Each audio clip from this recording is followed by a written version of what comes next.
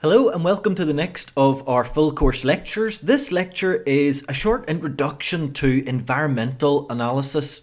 So we're really starting to think about the business, looking at the industry environment, looking at all of the aspects outside of the business that could affect the strategy that the business should undertake. So this is a bit of an introductory lecture. Then we'll go on in the next lecture to look at some of the detailed models and so on that we can look at. So one of the first things that a business will do is called a SWOT analysis. You'll have heard of this before, and this is where we look at the strengths and weaknesses, opportunities and threats. So what we do is we split this down into the internal environment first of all, and the internal environment will be where we'll find our strengths and our weaknesses. So the strengths may be anything from the key staff that we have within the organisation to strong research and development, or to strong ability to get things done, processes, a process that maybe other businesses do not have. So those could be some of the strengths that we have within the business.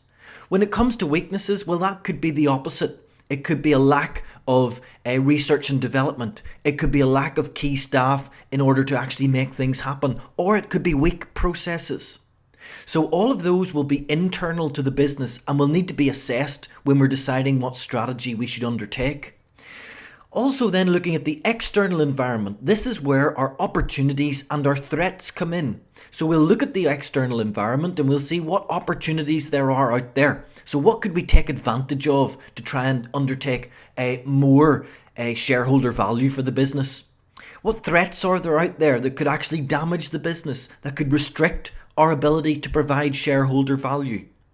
So what we do with the SWOT analysis is we match our strengths to the opportunities out in the environment. So we'll be able to look internal to the business and say, what are our strengths? We'll look external to the business and look for opportunities that match up to those strengths, things that we can do better than others. We'll also look at threats and see whether they match up with any of our weaknesses. If they do, we need to try to avoid those threats. We need to try to get away from them.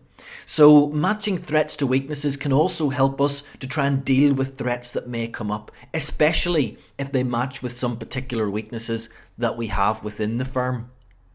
So that's one analysis that we could undertake to think about the external environment, the environment that the business operates in. When we're looking at all of these areas, we'll have to undertake some market research. We'll have to try to understand the industry, the market that we're acting in. So things we might consider when we're looking at market research. First of all, market segmentation. So how can we set up a market in terms of, is it geographic? Could it be by company size? Could it be by product? How do we segment that market? What are the size of the segments and what is the profile? So how do we decide how can we target that particular market segmentation? And we'll look at that in more detail when we look at the marketing mix. We also need to think about cultural issues. Now that's thinking about internal to the firm, any cultural issues that we have. And we'll deal with this when we go on to look at the cultural web, how things are done in an organisation. So we need to consider that when we're setting a corporate strategy and dealing with our current market environment. A key area will be the capabilities and competencies that we have within the organisation. And we'll take some time later on in the module to look at resource auditing, to look at what we have within the organisation and how we can best use those resources to match it up to the opportunities that we have external to the organisation. We'll also need to do a detailed customer analysis, some of which we'll talk about later in this session, some of which we'll look at in more detail in later sessions. We'll also look at a competitor analysis, particularly using a model called the 5 Forces model to assess what our competitors are doing and what we should actually be doing to try to compete with them. Also, we'll look at an environmental analysis, looking at the environment external to our business in detail, all of the different areas that may affect our business. That will be in our pest analysis, which we'll look at in the next session. We'll also then go on to look at product and industry life cycles to see how long a product is likely to last, how long an industry is likely to last, and what stage of that product or industry we're at a particular time, because that will determine the marketing mix that we will need at that time. So when we're doing our market research to determine what the environment is at this point in time, we need to consider all of those issues, and we're going to look at those in detail over the next few lectures. Do be aware that you could conduct secondary research. Now, secondary research is looking at information that has been prepared by others. So this is second-hand information. So sources of this type of information would be your own accounts department. So they've already prepared the accounts, for example, for the last 5 years. Well, we can take those accounts and maybe use them to make projections or to assess how we've done over a period of time. The marketing department, again, can provide us with information maybe on our competitors, on the environment, on maybe even on the life cycle, what they feel the life cycle of the product or industry we're looking at is. External reports, well, these could come from the OECD, for example, who produce external reports on different countries, or it could come indeed from government bodies, those government bodies who actually produce reports, government statistics, and we can get those and use them for our own analysis. So as I've mentioned, the OECD, the World Trade Organization also, well, both of those will provide secondary research that they have undertaken that we can then use to determine what the stage of the industry life cycle is, for example, or what the environment, the business environment is like at a certain time. Is it in recession? Is it a boom? What is it? Well, we can get that from those secondary sources.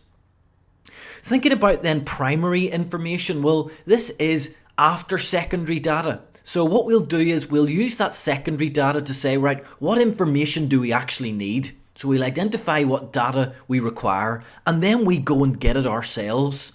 So we want data to perform an analysis on, and we'll have to go out and get it, this primary data ourselves. So we can do that through observations, or we could do it through market surveys. Surveys of customers or potential customers will give us this type of information.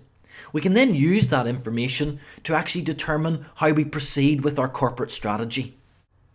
One of the main areas that an organisation will need to understand is its customers, particularly when we're looking at the business environment that the organisation is operating in. So they'll need to understand their customers, and we'll look at this in some more detail later on in the course. But I just want to introduce this theory of where your customers are coming from. First of all, if we're looking at consumer markets as opposed to business selling. So we need to ask ourselves, if we have a consumer market, if we're selling a consumer good, why are people buying it? Because if we understand why people are buying it, we can focus in on that and perhaps persuade them to buy more. So there are several theories around this. For example, focusing on the consumer needs. So Mendelow's theory could come into this, where we said that first of all, people will try to deal with their psychological needs. So that's simply trying to deal with what they actually need from a psychological point of view.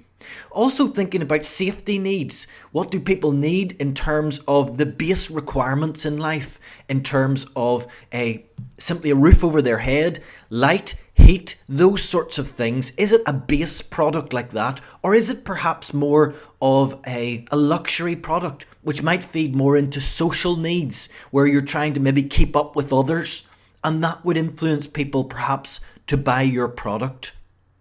Also, there's theories such as cognitive dissonance. Now, this says that people perhaps may even regret buying your product after they've bought it. So they've bought it, they immediately regret it. You may not get that custom again, but they may change brand to you from another if they regret buying one of the other brands. So cognitive dissonance means that they maybe regret another purchase and come to you or change brand based on that decision. Also thinking about simply the customer or consumer personality. Are they buying your product for an image choice? It may be the case where products are identical, and simply by having a better brand, you're able to persuade people to buy your product simply so that they can have a better image. So that may also feed into the influence of others. People may be influenced by what perhaps celebrities buy, or what others in their social environment buy. We need to understand those things so that we can feed into them and perhaps increase our sales by focusing on those things that consumers are interested in. We can take our consumer markets and perhaps segment off into different segments. So what we could do is we could do it based on psychological needs. So thinking about what consumers are buying, why they're buying it, and focusing on the different reasons. Or we could simply do it based on purchasing, for example, the volume. So we could focus on volume sales by reducing costs or offering bulk discounts. Or we could change our pack size to increase or decrease the amount that we're selling in each and every purchase and change our price accordingly.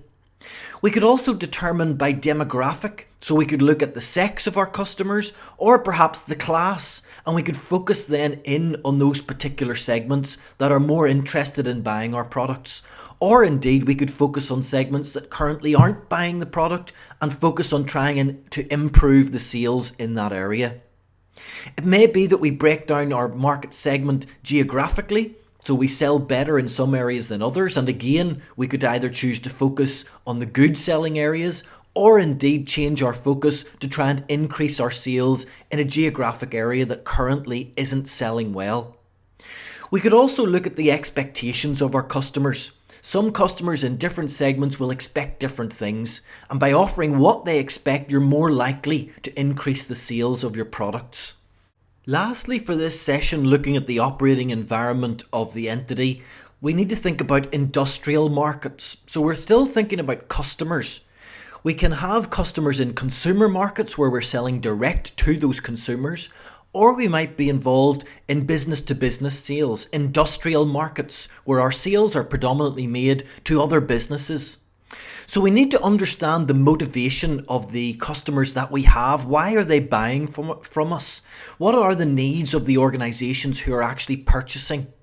We also could focus on repeat orders. Are those businesses who order from us coming back to order time and time again? If they're not coming back to order again, why is that? Is it because they don't need those sales, or is it because they're not happy with perhaps the products that they've got, or indeed the after sales that we're able to offer? We also need to focus on minimising our costs. We need to think about what it actually costs us to sell.